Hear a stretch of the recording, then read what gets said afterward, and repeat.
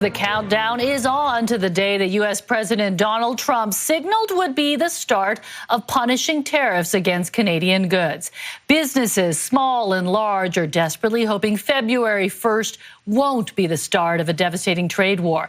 As CTV's Rob Buffum reports, premiers can't agree on how to fight it.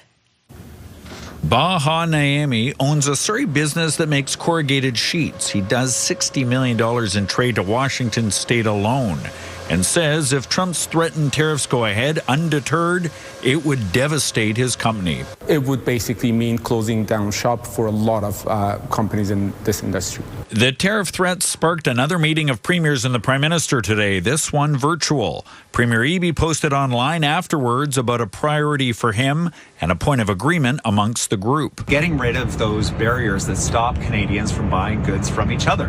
I mean, this is pretty basic. If we're going to have the United States putting tariffs on our goods, let's be able to buy stuff from other provinces easily.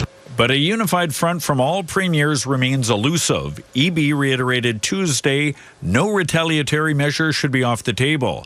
Doug Ford echoed that sentiment in these terms after the meeting. You can't bring a knife to a gunfight. Usually the guy with a knife loses one in a gunfight. We have to make sure that we match these tariffs dollar for dollar. But Alberta Premier Danielle Smith has pushed back repeatedly on retaliatory tariffs. Quebec's premier prefers more diplomacy, and Saskatchewan's premier said this Wednesday. We would be against all export tariffs because they're counterproductive. They're escalating the conversation around tariffs. Lack of coherence of messaging, and I think this also stems from the relative leadership vacuum in the country. We don't really have a prime minister able to speak credibly for the foreseeable future. A lack of cohesion reflected in a poll out today showing a growing number of British Columbians surveyed, more than a quarter, think BC would be better off as its own country. So we have this vacuum in Ottawa.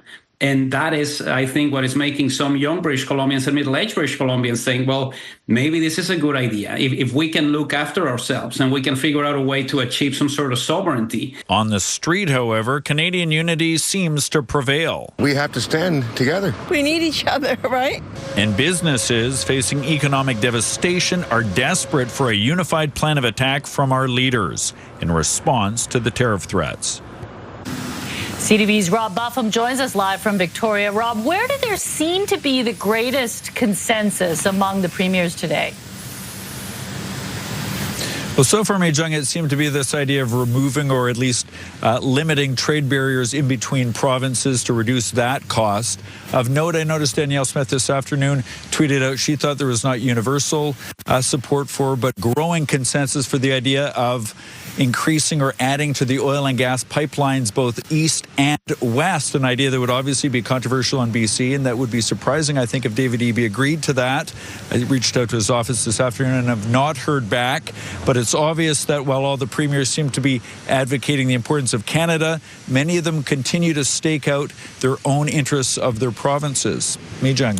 Okay, we'll see where they all land. Okay, thank you, Rob.